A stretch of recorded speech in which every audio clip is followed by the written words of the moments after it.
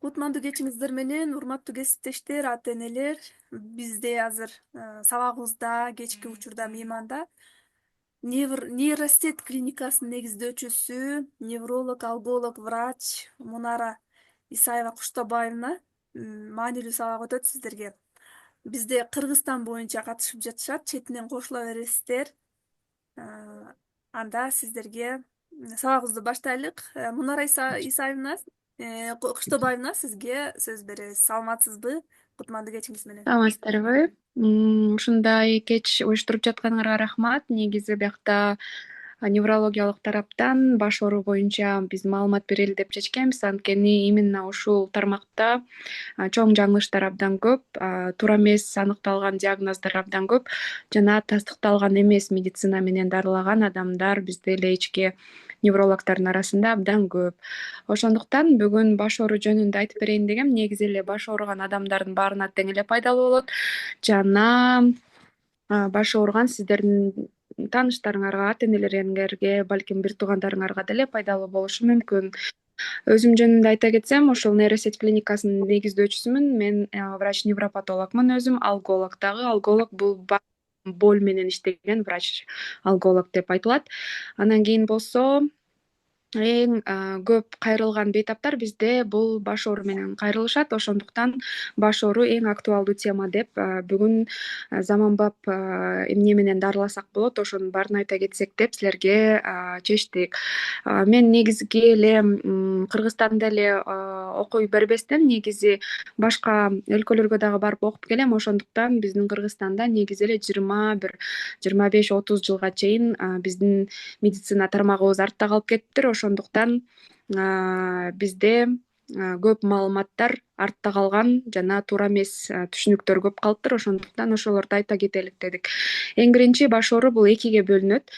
Первичная головная боль жана вторичная головная боль. Первичный головной больго эң көп баш оору кирет, 80% камтыйт бул жерде. Эң биринчи бул мигрень, шакый оорусу, экинчи бул головная боль напряжения, үчүнчү кластердик баш оору. Экинчи вторичная головная боль дегенге бир нерсе себептен келип чыккан баш оорулардын баары тең кирет. Мисалы ал деген жанагы биз билген эле гайморит, францит, этмоидит, көңдөйлөрдөгү воспаление болгондо дагы баш оорушу мүмкүн. Экинчи бул бизде жанакындай инфекционный оорулар болсо, мисалы грипп, интоксикация болуп температура болсо дагы негизи баш чогуу оорушу мүмкүн, температура менен чогуу. Дагы үчүнчү бул опухоль, киста болгондо баш оору бериши мүмкүн, бирок бул абдан чанда кездешет. Бирок ошол опухоль бар башымда деп баш ооругандын баары тең эле ошентип ойлошот, анан обязательно томография жасатышат. Бирок опухоль негизи баш ооруда эң чанда кездешчү нерсе. Менин практикамда, мисалы, мен 5-6 жыл болду иштеп атканыма, бир 5-6 эле адам именно опухоль менен баш ооруганын тастыктаганбыз. Калган учурлардын баары тең эле бул первичный головной боль көбүнчө бир экинчи себептен келип чыкпаган эмес, первичный өзүнөн өзү баш оорунун кесепетинен келип чыккан баш оору болот. Головная боль напряжение жөнүндө айта кетсек, ал дагы кездешет. Бул өзүнүн диагнозу айтып аткандай эле напряжение болгондо кездешчү баш оору болот. Напряжение болгондо ошол эле переутомление, невысыпание дагы алып келе берет. Бул жерде баш оору бир аз айырмаланат. Ал ноющий, давящий боль эле болуп, эч кандай тошнота, рвота, раздражение от яркого света, шума болбойт. Эң көп кездешкен баш оору боюнча негизи Кыргызстанда дейм да, негизи эле адам арасында бул мигрень, шакый оорусу. Шакый оорусун негизи биздин ата бабаларыбыз аябай жакшы билишчү. Башым ооруп атат деп эле кызыл чай ичип, ошондойлорду көп билишет экен негизи бизде. Бирок азыр ошонун баары тең эле кандайдыр бир унутулуп, туура эмес дарыланып, анан башым ооруйт десе эле сенде черепной давление бар, сенде кан тамырың ичкерип кеткен, же болбосо остеохондрозуң бар деп түшүнүк айтылып, анан ошол себептер менен баш ооруганды түшүндүрүшөт да бизде көбүнчө. Бирок анын баары тең жаңылыш. Мисалы, черепной давление деген нерсе баш ооруган кезде абдан туура эмес. Биринчи себептен бул черепной давление 5-6 эле учурда кездешет. Биринчи бул Жакшы баш көрдүм. ооруганда Телепортту наказали коюп берели кызыма. баш ооруганда негизи черепное давление башты кысып аткан кезде болот да. Баш кысылганда эмне менен кысылышы мүмкүн? Ооба, биринчи опухоль киста менен кысылышы мүмкүн. Эгерде анын размери мээбизде 3 сантиметрден жогору болсо, ооба ошол нерсе биздин башыбызды кысып, черепное давление бериши мүмкүн. Экинчи себеп бул гидроцефалия деген оору бар. Бул биздин негизи мээбиздин ортосунда өзүнүн суусундугу бар. Спинномозговая жидкость деп коет. Ошол спинномозговая жидкость либо аябай көп бөлүнүп чыгат, же болбосо ошол бөлүнүп чыккан суулар орду менен жүлүнгө кетпейт. Ошол кезде дагы отверстиялары бар да, кичинекей отверстиялар менен кетет. Ошол отверстиялар закупориваться этип, бир нерсе менен бүтөлүп калса, же болбосо рубцевание болуп калса, ошондо да гидроцефалия болот. Гидроцефалиялардын себептери көп. Инфекционный процесс, вирусный процесстер болушу мүмкүн, менингит болушу мүмкүн. Андан кийин болсо эле ошол мен айта кеткен менингит, энцефалит оорулары дагы черепное давлениеге алып келет. Анткени ал мээнин челик абыктарынын баарын тең воспаление, иригинчелерге алып келиши мүмкүн. Ошол кезде мээ жабыркайт, шишийт. Ал дагы черепное давлениянын белгиси. Бул үчүнчү болду. Төртүнчү болсо острая травма. Это баш аябай жаракат алганда, мээ чайкалганда, мээ кадимкидей жаракаттан чайпалып туруп, согулуп, ошол кезде шишит. Ушиб головного мозга деп коет. Ошол кезде дагы черепное давление десек болот. Бешинчи бул инсульт. Инсульт ишемический жана геморрагический болуп көрүнөт. Бирөөсү кан куюлуп кеткен кезде, бирөөсү кан жетпей калган кез болот. Экөөндө тең мээ чирийт. Ошондо мындайча айтканда, клеткалар чирип баштаганда мээ шишип баштайт. Ошол кезде дагы черепное давление деп диагноз коебуз. Болду. Башка учурлардын баарында тең эле негизи черепное давление кое берген болбойт. Баш оорусу эле черепное давлениям бар деген түшүнүк эң жаңылыштуу. Экинчи бул кан тамырларым ичкерип кетти, ошон үчүн башым ооруйт деп айтышат. Кан тамырдын ичкергенди дагы эч кандай баш ооруга алып келбейт. Кан тамырдын ичкергендиги башыбызда глиоз деген нерселер болот. Ошол глиозго алып келиши мүмкүн. А глиоздор болсо негизи биздин эс тутумубуздарды начарлатышы мүмкүн, бирок башты көп оорутпайт. Баш айланууга алып келиши мүмкүн жана башка кесепеттерге. Андан кийин остеохондроз деген дагы жаңылыш бар. Менин башым ооруйт, менде остеохондроз бар, же болбосо мойнум, желкем ооруйт, остеохондроз бар деп эле келе беришет. Анын баары тең тоже туура эмес. Бул остеохондроз эмес. Ооруткан остеохондроз бул физиологиялык нерсе. Ар бир адамдын омурткалары негизи эле эскирет. Анын баары тең нормада кездешчү нерсе. Ошондуктан анын баары тең боль менен сопровождаться этпейт, тем более баш оору менен. Бул кезде көбүнчө булчуң ооруйт. Бияктын баары тең эле бизде булчуң. Биз в основном сидячий образ жизни кылабыз. Ошондуктан булчуң бекилген жердин баары эле тырышып, булчуң чыңалып, катып оорушу мүмкүн. Ошондо мойун ооруганда бул омуртка оорубайт, бул булчуң ооруйт көбүнчө. Эгерде дисктерде проблема бар болсо, грыжа бар болсо, анын симптоматикасы такыр башкача болот. Так, ошону менен ошол баш оорунун кесепеттерин, жаңылыштарын айтып кеттим. 3 жаңылыш, абдан чоң жаңылыш бар. Ошонун баары тең туура эмес. Эгерде неврологко барып, анан сиздин башыңыздын ооруганы ошондой деп түшүндүрүлүп, ошого дары жазылган болсо, негизи врачыңызды алмаштырсаңыздар дагы болот. Анткени тастыкталган медицина боюнча анын баары тең туура эмес. Дагы айта кетчү нерсе, баш оорунун көп процентин камтыган негизи эле первичная головная боль деп кетпедикпи? Ошонун 80%-ын баарын тең эле шакый оорусу камтыйт. Шакый оорусу — это самая часто встречаемая головная боль вообще в неврологии. Шакый оорусу мигрень деп коет. Негизи аябай коюш негизи оңой эле. Диагностиканы вопрос-ответ менен эле коюлат. Эң биринчи берилчү суроо: баш кантип ооруйт, каяк ооруйт? Мисалы, баштын оорутканы айырмасы лукулдатып ооруйт. Каяк ооруйт дегенде баштын баары тең ооруй бериши мүмкүн, любой локализациясы болушу мүмкүн, бирок көбүнчө бир тарабым ооруйт деп айтышат. Бирок баштын бир тарабынан сырткары эки чыкыйы деле ооруй бериши мүмкүн, затылак деле ооруй бериши мүмкүн. То есть прям критичности именно там должно болеть деген негизи жок. Үчүнчү, бул баш ооруганда бир нерсе кылса, негизи физический нагрузка кылса, негизи баш оору күчөйт. Төртүнчүсү болсо, баш ооруганда катуу эле ооруйт. Адам ошол кезде бир нерсе жасай албай, концентрация внимания кыла албай, же дары ичмейинче басылбай, ошондой кылып адамды тажатат баш оорудан. Бул именно оору боюнча баш кандай ооруйт ошондой 4 айырмасы бар. Башка ооруларга караганда лукулдатып ооруйт, бир тарабы көбүнчөрөөк оорушу мүмкүн, ооруганда катуу ооруйт, анан физикалык нагрузка кылганда күчөйт. Анан кийин болсо эки нерсе менен кошумчаланат. Бул биринчи, баш ооруганда жанакы 4 нерсе боюнча такталып, андан кийин башыңардын ооруганда негизи жүрөгүңүз айланабы, айланбайбы, же болбосо кускуңуз келеби, келбейби деген суроого жооп беришет. Көбүнчөсүнүкү ооба, кускум келет деп айтышат. Эгерде баш ооруп, жанакы 4 нерсе айтып кеткендей баш ооруп, анан кускусу келип аткан болсо, ал дагы шакый оорусу болот. Же болбосо кускум келбейт дешет кээ бирөө, бирок яркий свет раздражение берет, же болбосо шум раздражение берет дешет. Ошол дагы шакый оорусунун белгилери болуп эсептелинет. Шакый оорусунун дагы көп айырмалары бар. Башка ооруларга караганда аял кишиде негизи шакый оорусу көбүрөөк кездешет, эркек кишиде азыраак кездешет. Ошондо аял кишиники гормональный зависимость дагы болушу мүмкүн шакый оорусуна.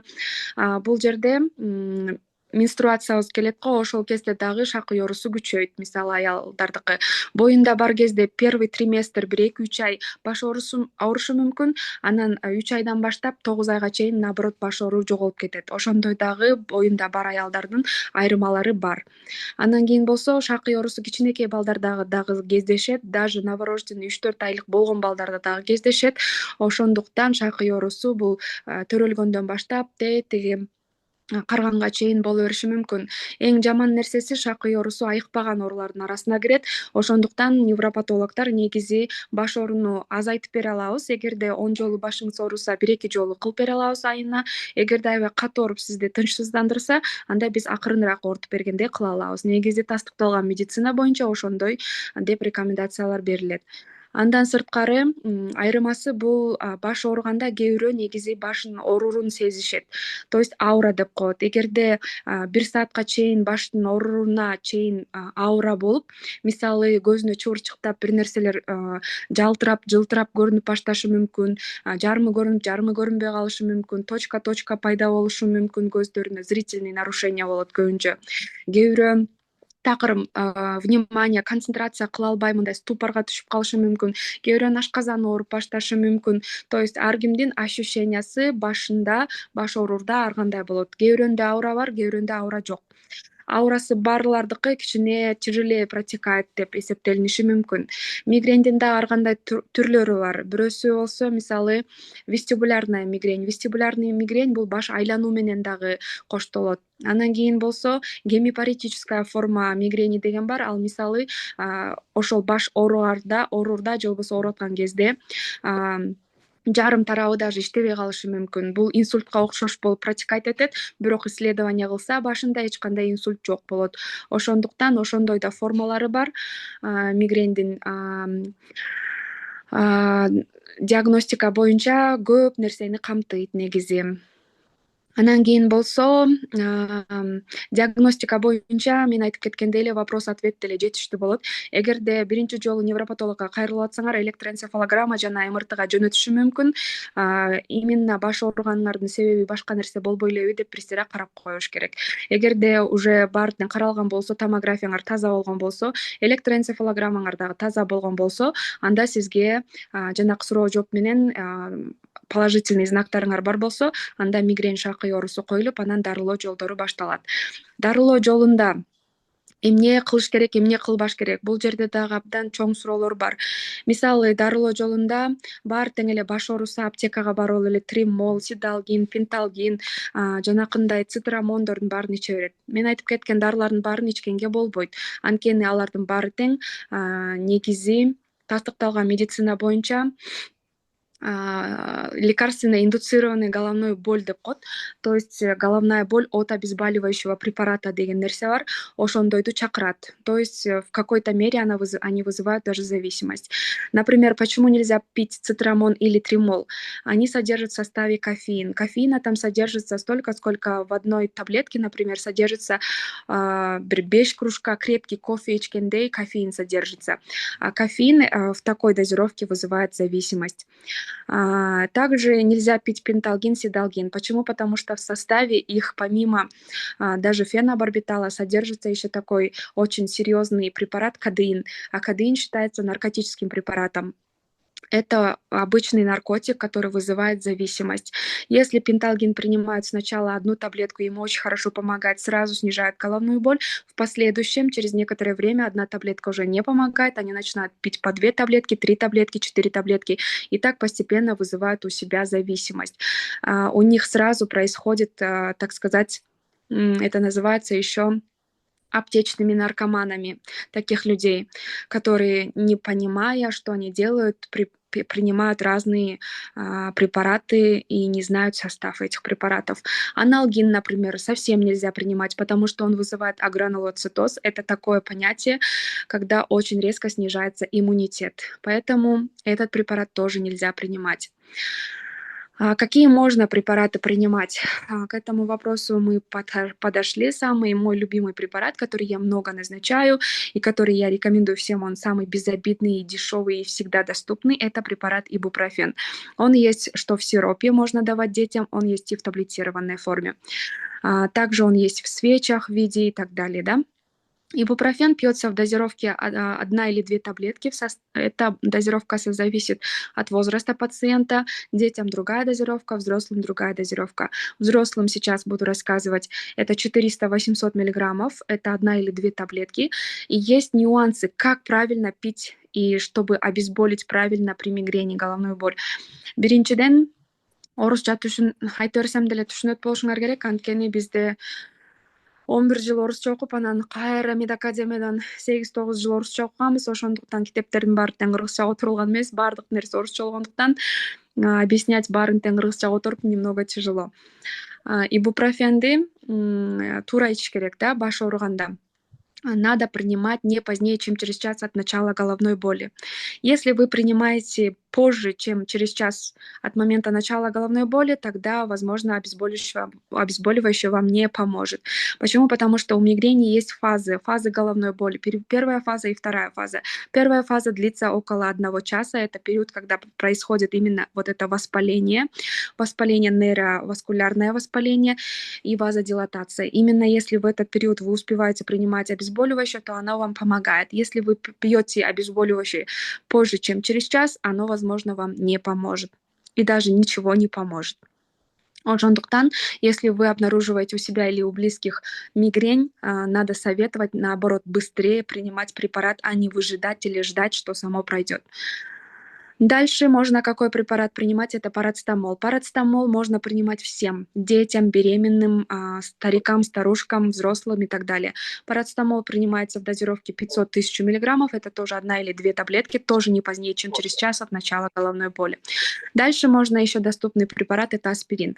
Аспирин тоже пьется в дозировке 500-1000 миллиграммов, 1 или 2 таблетки, не позднее, чем через час от начала головной боли.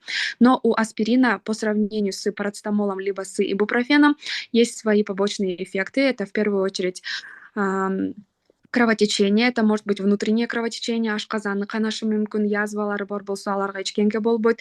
Если у них есть геморрой, ичкенге болбойт, например, да, ашказан ооруп язвалары бар болсо тоже ичкенге болбойт, кровотечение вызовет, либо обострит гастриты. Вот. Чуть-чуть там противопоказания свои, конечно, есть. Обезболивающее можно принимать не более 2 раз в день и не более 10 раз в месяц. Он жолудан эгерде обезболивающийди көбүрөөк ичсеңер, это прямое показание, что вам нужно обратиться к неврологу, чтобы принимать профилактическое лечение. Как я уже выше говорила, от мигрени помогает профилактическое лечение. То, что мы можем снизить частоту головных болей и снизить интенсивность головных болей. Как это делается? Это делается препаратами, которые нужно принимать длительно. В первую очередь туда назначаются бета-блокаторы, но это нам понятно самим врачам, что это за препараты. Это сердечные препараты на самом деле. Вы спросите, сердечные зачем принимать при головной боли? На самом деле механизм действия здесь очень понятен. При мигрени происходит очень большая вазодилатация. Именно бета-блокаторы сужают сосуды, поэтому здесь головная боль тоже при приеме их уменьшается. Поэтому бета-блокаторы, особенно анаприлин, рекомендуется принимать длительное время, если у человека нет сердечных отклонений. Особенно дается детям и молодым людям анаприлин. Дальше принимаются антидепрессанты. Антидепрессанты один из самых лучших при депрессии и при головной боли, особенно при мигрени. Это венлофоксин. Это антидепрессант с противоболевым действием. И он продается тоже у нас в Караколе сейчас, продается везде сейчас в Бишкеке, в аптеках он тоже доступен, но требует рецепта, потому что это антидепрессант. Но требует рецепта не потому, что он вызывает зависимость, а потому что он все равно работает с нейромедиаторами головного мозга, и он может усилить действие алкоголя и так далее. Поэтому по этим расценкам он требует рецептурника. Антидепрессанты принимать сейчас рекомендуется очень многим людям, потому что депрессией страдают тоже большое количество процентов людей. Депрессию на самом деле испытывает каждый человек в своей жизни 1 или 2 раза.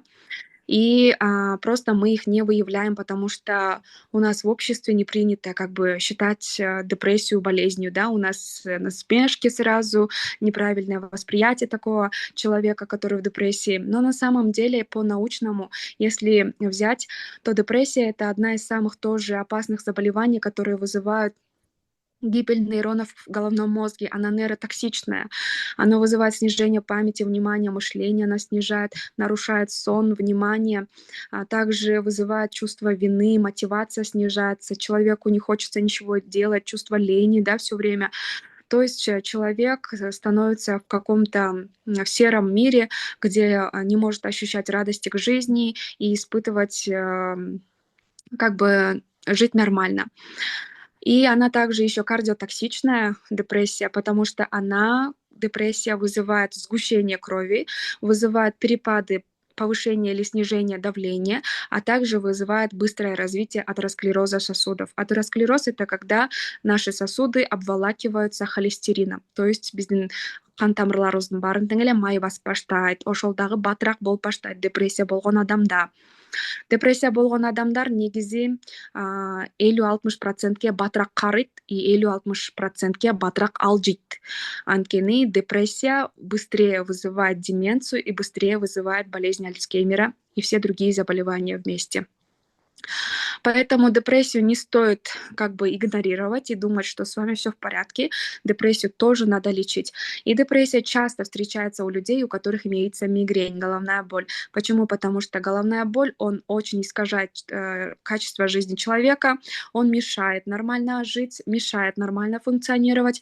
И такие люди, уже надоедаясь от своей головной боли, впадают сами по себе в депрессию, не замечая даже сами этого. Поэтому препарат антидепрессант, который я вам называла, венлофоксин, обладает 2 действиями. Он снимает головную боль и урежает головную боль, снижает интенсивность головной боли, а также нормализовывает настроение, улучшает самочувствие, убирает чувство вины, убирает тревожность, улучшает сон. Поэтому мой любимый второй препарат, который я часто назначаю людям с мигренью плюс депрессией, это венлофоксин. Он подходит всем людям, кроме подростков и детей. Он пьется строго с 18-20 лет, потому что у подростков при неправильной психической развитии он вызвать может суициды. То есть это нежелательное явление этого препарата для подростков. Поэтому в подростковом возрасте принимать антидепрессанты нежелательно. Дальше какие препараты мы назначаем? Также есть аналог венлофоксина, похожий препарат дулоксетин. Есть в Казахстане вортиоксетин, очень хороший препарат, но, к сожалению, наш Кыргызстан еще не закупает его, потому что с одной части он дорогой, но он самый лучший сейчас антидепрессант во всем мире считается, потому что он вообще не обладает практически побочными действиями. Но, к сожалению, в Кыргызстане его пока нету. Также моими любимыми препаратами являются антиконвульсанты. Можно назначать при головных болях, которые не уходят от антидепрессантов, можно антиконвульсанты. Из самых лучших антиконвульсантов это помогает топирамат. Это тоже назначается людям, у которых выраженные головные боли, каждодневные головные боли, ничего не помогает от головной боли, дегендерге, джазлат. Это все профилактическое лечение. И в нашей клинике я сама делаю блокаду затылочного нерва. Это делается укол вот сюда в затылок и укол вот сюда в затылок. Это делается для того, чтобы блокировать затылочный нерв. На самом деле затылочный нерв обволакивает большую часть головного мозга нашего, и она больше всех ответственна за спазм мышц наших головы и шеи, и плюс она ответственна за головную боль вообще. Если мы ее блокируем, головная боль тоже уменьшается, но она уменьшается временно. Эта процедура тоже проводится в нашей клинике под контролем УЗИ, потому что затылочный нерв находить сложно. И это все тоже делают единичные неврологи. Дальше, да, также, если вот эти все препараты, которые я перечислила, как-то пациент не переносит, как-то у него не получается, либо и так далее, тогда мы рекомендуем ботулинотерапию. Ботулинотерапия — это метод тоже очень хорошего, грамотного и качественного и гарантированного лечения головной боли при мигрени. Именно она на 70-80% снижает частоту головных болей. И вообще иногда бывает, что пациенты забывают, что у пайдалуу них билим вообще айтып есть калат. головные боли. Поэтому ботулинотерапия очень рекомендуется при головных болях, и она даже делается с гарантией. Единственное, что после ботулинотерапии действие наступает через 2 недели. После того, как сделают ботулинотерапию, вам нельзя купаться там в саунах, в горячих источниках, в банях и так далее. И также нельзя принимать витамины группы В, а также из 100 человек 95 человек обладают как бы эффективностью к ботулинотерапии, а 5% могут не получить никакого результата. Это мы можем только сказать после того, как человек уже получит ботулинотерапию. Предугадать, у него будет эффект или нет, тоже невозможно. Вот такой вот там есть маленький риск, но об этом всем мы предупреждаем человека, когда он приходит к нам на ботулинотерапию. У нас в клинике нейросеть я сама занимаюсь ботулинотерапией. Ботулинотерапия — это тоже широкий, как бы сказать, спектр неврологии, который лечит очень многие заболевания. Если вы не знаете, что такое ботулинотерапия, это обычный типичный ботекс, который делают женщины для удаления морщин, но в неврологии он принимается по совсем другим показаниям и делается на совсем другие точки и с лечебной целью. Ботулинотерапия помогает на полгода и больше.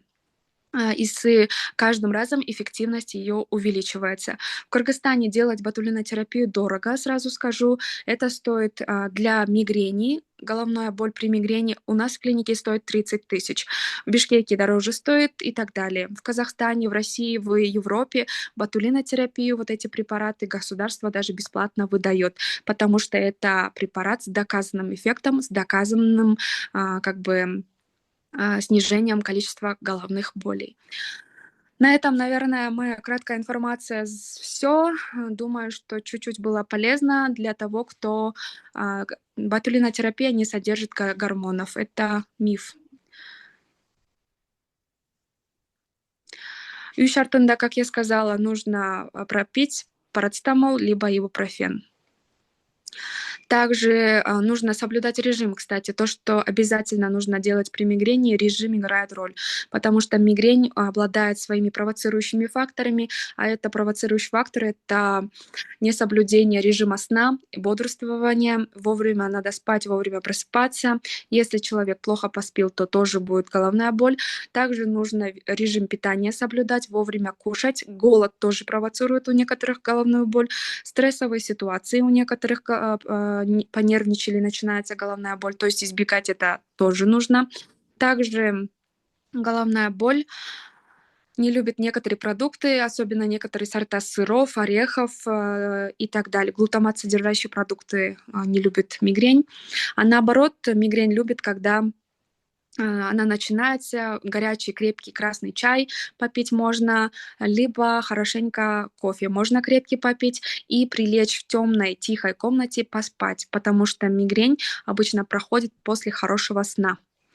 Вот такие рекомендации я бы дала. И еще, у кого имеется мигрень сегодня, кто себе поставил этот диагноз, либо своим близким, то есть в телеграм-канале такой канал, называется Мигребот. Этот канал вы можете записать, и он выйдет у вас, и вы можете подписаться на нее, и она у вас будет каждый день спрашивать: у тебя сегодня болела голова, сколько минут болела, после чего болела, тошнило ли тебя, раздражал ли яркий свет, раздражал ли шум и так далее. То есть этот канал вам поможет, чтобы вы считали частоту своих головных болей и могли контролировать, помогает ли вам ваше лечение или нет. Кстати, головные боли вообще принято лечить, если они у вас в месяц больше 4 раз. Обязательно приходите к неврологу, если ваши головные боли больше 4 раз в месяц. Так, у вас есть вопросы еще ко мне? Чатка вопростарды жазыптыр. Могу эмеде Zoom'да сизде. Так, сиздин кайдан табабыз? Мени болсо, я работаю в клинике нейросеть, это город Каракол. У нас адрес Кутманалиева, 160, это рядом с микрорайоном Восход. Так, спасибо. Как называется канал? Канал называется Мигрибот. Я здесь напишу, да, вам, чтобы вы нашли. Мигребот. Там өйдө да Да, вот тоже Мигрибот. есть. Мгм. Да, вот такой канал, он называется, и вы можете туда, Telegram или Мигрибот Теснер, это канал именно головной боли, туда подпишитесь, и она у вас будет опросник, как бы спрашивать каждый день, болела голова и так далее, деп сурап турат өзү. Саламатсызбы Вот. эжеке? Мгм. Мен башым ооруганда тиги эмеге барсам врачтар, анан витамин В группасынан магнилий B6 предлагать этти да, ушуну ичип жүрүңүз депчи. Ошону канча айга чейин ичишим керек, эмеси профилактика катарында ичиш керекпи же кандай? Препараты Магний магния могут успокаивать, но никак не снижать частоту головных болей. Доказательный медицина боюнча, тастыкталган медицина боюнча андайдын кереги жок. рахмат. Иногда глаз дергается, обращайтесь к неврологу.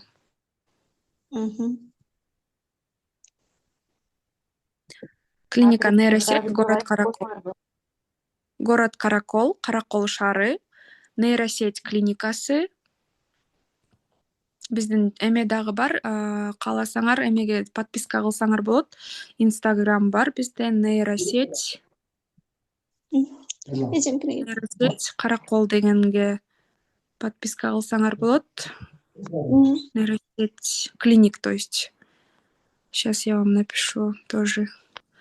Вот это наш как бы инстаграм-канал, вы можете туда тоже посмотреть, мы там тоже иногда даем разные информации.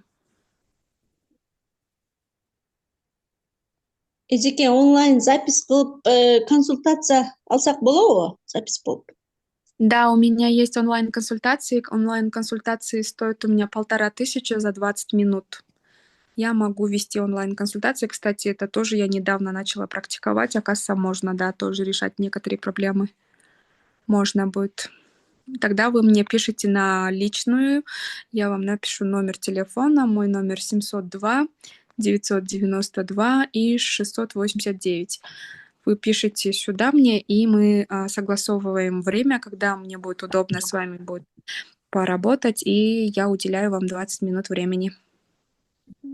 Вот. Чатка еще вопросы есть сверху, есть еще и внизу есть.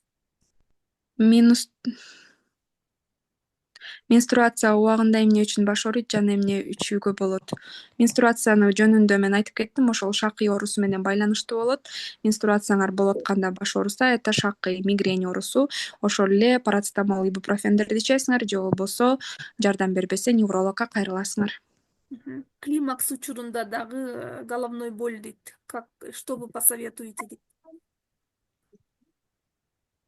Так, климакс учурундагы баш ооруу негизи башка себептерден деле боло бериши мүмкүн. Анын анамнезин отуруп алып сураш керек. Негизи жаш чагынан бери баш оору барбы, же болбосо жаңы эле башталдыбы? 50 жаштан кийин башталган баш оору негизи башка себептерден болот. Бул мигрень эмес.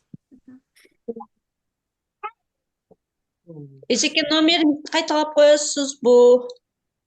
Номерим 702 992 689. Хатка жазып койдум. Хаттан чыккан жок да что-то. Чыккан жокпу? Ооба, Я чыкпай атат. личный, да, сообщение кысы написала.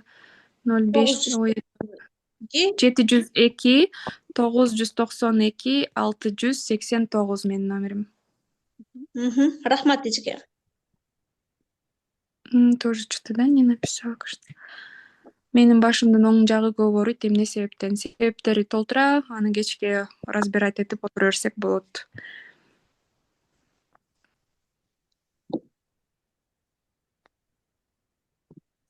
Иногда глаз дергается, и когда пишу, почерк искривляется. Нам нужно смотреть на эссенциальный тремор. Барбы жокпу, это тоже нужно проводить пробы, сидеть. Это нужно не онлайн, а очная консультация. Потому что это нужно смотреть. Там есть свои пробы делать, когда... Дагы кимде кандай суроолор бар? Миттен да суроо берсеңиздер болот. Митте отургандарда чатка жазгыла или микрофонду күйгүзгүлө, угулат биз жака.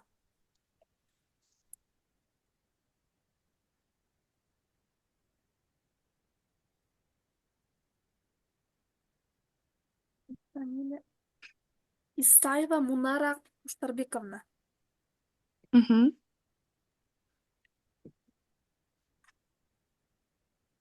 Негизи баш оору менен жабыркагандар бизде абдан эле көп. Анан баары тең эле менде черепное давление, анан менде кан тамырым ичкерип кеткен, анан мен остеохондрозмун деп эле дарыланып жүрө беришет. Эч ким профилактический туура дарыланганды мен көрө элекмин на самом деле Кыргызстан боюнча. Мунун баары тең негизи тастыкталган медицина боюнча мен Москвадан, Санкт-Петербургдан, Астанадан окуп келгем. Ошондуктан жаңы методикалар менен, жаңы дарылар менен биз дарылайбыз биздин клиникада. Анын баары тең башка окуу жайларда, башка клиникалардан кылгандарды көрө элекмин. Единственный Бишкекте Виданта клиникасында менин кесиптешим Санохат ошону менен дагы иштейт. Ал дагы ошол тастыкталган медицина менен иштейт. Ал дагы ботулинотерапияларды жасайт. Окууга экөөбүз чогуу барчубуз. Бишкекте ошол эле гана бар. Башкаларды деле билбейм. Баары тең эле неврологдун көбүнчөсү ошондой диагноздорду негизи кое берет. Негизи ал диагноздордун баары тең түбүнөн туура эмес деп тастыкталган медицина боюнча жыйынтык чыгарылган. Ал окуунун баары тең эле негизи бекер эмес. Ошондуктан ар бир эле невролог барып окуп келе бербейт экен. Ошондуктан эски окуу менен бүткөн неврологдор башканы сүйлөйт. Биз жаңы окууну окуп келгендер башканы сүйлөй беребиз. Анан ортобузда кандайдыр бир келишпестик болуп жаралып, кто прав, кто не прав болуп калып атат бул жерде. Ошол себептен дагы туура эмес нерселер көп жасалат. Анан кийин болсо мен айтып кетчү нерсе, кстати, шакый оорусуна капельницалар жардам бере бербейт. Капельницалардын баары эле негизи наотроп болот. Наотроптун тастыкталган бир да наотроп жок негизи.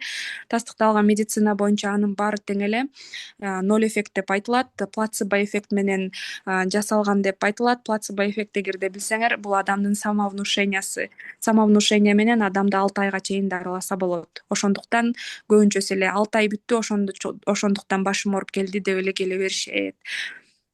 Анан кан тамырларым ичкерип кетти деп эле кан тамырларды кеңейткен капельницаларды ала беришет. Анын баары тең тастыкталган медицина боюнча туура эмес. Анын баары доказательный базасы жок. Консультация менде негизи личный консультациям биздин клиникада 700 сом турат. Андан сырткары электроэнцефалограмма же болбосо башка аппараттар менен дагы башты текшеребиз. Аныбыз 1000 сом турат. Бишкектегини айтып коесуңузбу адресин, себеби биз Караколго бара албайбыз. Караколго бара албасаңар, ошо Виданта клиникада Санохат деген кыз бар, ошону да издесеңер болот. Она тоже очень грамотно подходит к лечению именно по головной боли.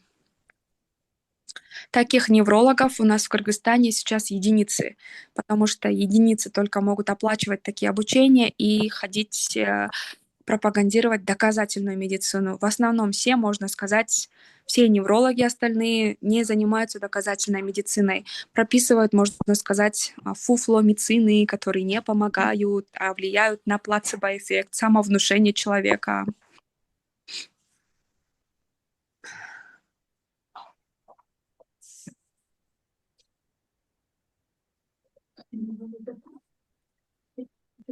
Так, еще какие вопросы есть у вас? Задавайте.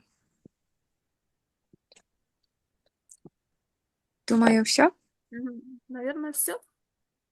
Болду, суроолор жокпу? Ниитте суроо. Спасибо всем, что меня выслушали. Сонун маалымат алдык эчеке, рахмат чоң, ишиңизге ийгилик. Да, рахмат. Чоң рахмат. Спасибо. Я устала после работы, поэтому я такая серьезная, такая. Целые сутки я разговариваю, у меня около 30-40 человек в день прием, поэтому после работы, честно говоря, устаю. Аха. Рахмат. Мунара Да. куштабына. Сонун сабак болду, пайдалуу. Мгм. Клиникага келиңиздер, ден соолугуңуздарга кам көрүңүздөр. Сабакка катышып бергениңиздер үчүн Ой, рахмат. Мунара Куштарбековна, сизге чоң рахмат. Ишиңизге ийгилик каалайбыз. не за что. Спасибо вам, что устроили такое обучение. Думаю, хоть кому-то что-то было полезно. Рахмат. Спасибо. Бейпилдин Рахмат, жақсы алыңыздар. жакшы эс алыңыздар. Мгм.